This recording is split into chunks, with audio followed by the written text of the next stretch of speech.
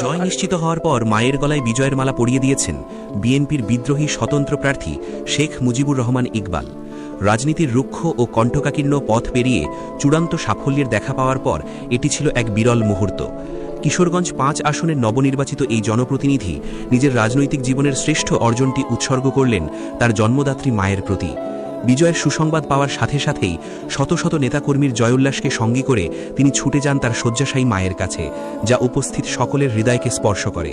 এদিন বীরের বেশে ঘরে ফেরেন শেখ মুজিবুর রহমান ইকবাল। বাইরে তখন হাজারো মানুষের স্লোগান আর উন্মাদনা, কিন্তু সেই বীরত্বের মালা নিজের গলায় না রেখে তিনি পরম শ্রদ্ধায় তা পরিয়ে দিলেন তার বৃদ্ধা মায়ের গলায়। মা তখন অসুস্থ অবস্থায় শুয়েছিলেন, কিন্তু ছেলের এই অভূতপূর্ব সাফল্যে তার চোখে মুখে ফুটে ওঠে এক অনন্য প্রশান্তি।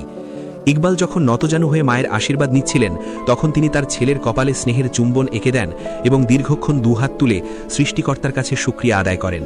এই আবেগঘন পরিবেশে মা আপন মনে আধ্যাত্মিক ও সুফিবাদী সুরে গাইতে থাকেন শোকাতুর ও ভক্তিপূর্ণ গান, যা পুরো ঘরের পরিবেশকে গাম্ভীর্যপূর্ণ করে তোলে।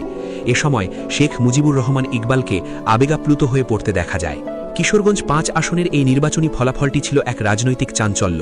স্বতন্ত্র প্রার্থী হিসেবে প্রতিদ্বন্দ্বিতা করে শেখ মুজিবুর রহমান ইকবাল অত্র আসনের রাজনৈতিক সমীকরণ পুরোপুরি বদলে দিয়েছেন। বেসরকারিভাবে প্রাপ্ত তথ্য অনুযায়ী এই আসনের মোট ১১৯টি ভোটকেন্দ্রের গণনা শেষে দেখা গেছে ইকবাল বিপুল জনসমর্থন নিয়ে বিজয়ী হয়েছেন। তিনি মোট ৭৯,২১০ ভোট পেয়ে তার শ্রেষ্ঠত্ব প্রমাণ করেছেন। অন্যদিকে তার নিকটতম প্রতিদ্বন্দ্বী এবং ধানের শীষের প্রার্থী সৈয়দ এহসানুল হুদা পেয়েছেন ৬৬,১১৭ ভোট।